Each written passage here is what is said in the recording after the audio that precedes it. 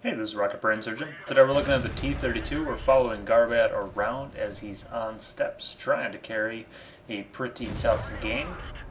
The T32 is the Tier 8 US Heavy, characterized by solid mobility, solid hull, and that just awesome turret that the US line is known for.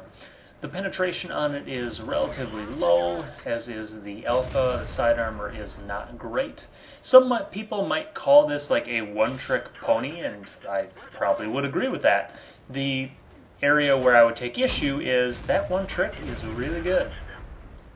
So Garbad found a place where he can hide his hull against the opposition in front of him. And the awesome part about the T-32 is not only that tough turret, but just how small that turret is. There are some turrets like the M103, which has a really outstanding mantlet that's tough to penetrate, but it has those wide cheeks, and if your opponent catches you at a weird angle or your turret is just slightly off angle, they can penetrate through the cheeks. The T-32 really doesn't have that problem. It's just so awesomely compact. Helping the hull down plan is its great gun depression. 10 degrees is going to allow you to play on pretty much any terrain that you can find. Offensively, the T-32 is not going to be a real powerhouse. The gun, with its base penetration of 198, it carries the same 105 from the T29.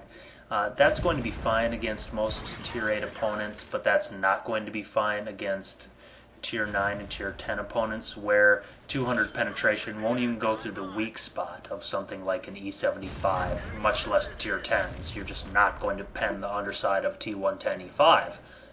The Alpha is somewhat of a letdown as well. It worked on the T29 at Tier 7, but when you're facing Tier 8, 9, 10 opponents, that 320 Alpha, now you're getting outclassed by mediums, and that's not really where you want to be as a heavy.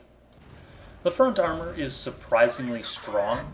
It's very useful for bullying lower tier tanks. Against higher tier tanks, it's not going to be great. It kind of has that thickness problem rather than angles. But you still have that tough turret to fall back on, so hide the hull and you'll do just fine against higher tiers. The mobility is generally not a standout in any way.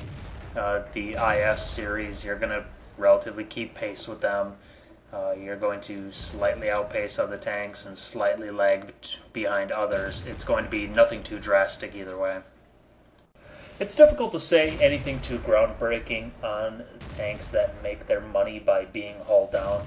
Your bread and butter is overwhelmingly just going to be going from hull down situation to hull down situation. Now, that's not groundbreaking. I mean, you want to do that with every tank. You want to move from cover to cover. You really don't want to be caught in the open.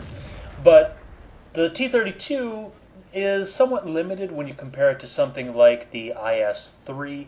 The IS-3 just has that speed, the low profile, the angular front, where it can lead a push. It can try to bounce a shot en route to a more forward position, or it can use its crazy side armor with the spaced armor that strip along the edges to add some protection. That's something like the T-32 can't. A definite strength of the T-32 over something like the IS-3 is shown here, where you can play on the side of a lot of hills due to that great gun depression. Just Spider-Man off the side of a hill, and it's going to work out really well for you. The low alpha of the tank is moderately annoying. In peekaboo situations, you can't really come out positive against anything in tier. Again, a lot of mediums, especially tier 9 and tier 10 mediums, have 400 alpha, so you're just kind of losing that battle too. And it's especially embarrassing to lose HP trades with lower tier Russian tanks. Just straight up embarrassing. Overall, I don't mind the T-32. Garbad rated it a little bit lower than I would have. I like tanks that at least have, if maybe they're not great, they have a decent plan of action, whereas there's some trick that you can fall back on to give you just an easy idea of what to do or what to look for every map. The soft stats of the T-32 are perfectly acceptable. Nothing's going to harm you or help you too much either way. The effective aim time is solid. I really like this replay because I think it shows the perfect way to use the T32. So this whole game, Garbad was in constant sight of the enemy, and he was also in constant protection. He was hiding his hull, showing just the turret, and he was allowing the enemy to bounce shots off of his turret. That's awesome because every shot that you take to your turret, that's one less shot that your teammates are going to be taking. So this whole game, more or less, Garbad has been able to maintain that bread and butter position where he's able to fire constantly on the enemy. He's only presenting his really tough turret to the enemy. They're bouncing shots off it, which means they're not doing more productive things. So I definitely think the T32 has a lot to offer. It's a good tank to learn on. It's a very easy tank to learn on because of that awesome gun depression, because of the low effective aim time. It's really hard to misuse the tank as long as you just concentrate on keeping your hull hidden as much as possible. Just the biggest knocks against the tank are I don't really think it can do too many things that an IS-3 or a 110 or an IS-6 can do.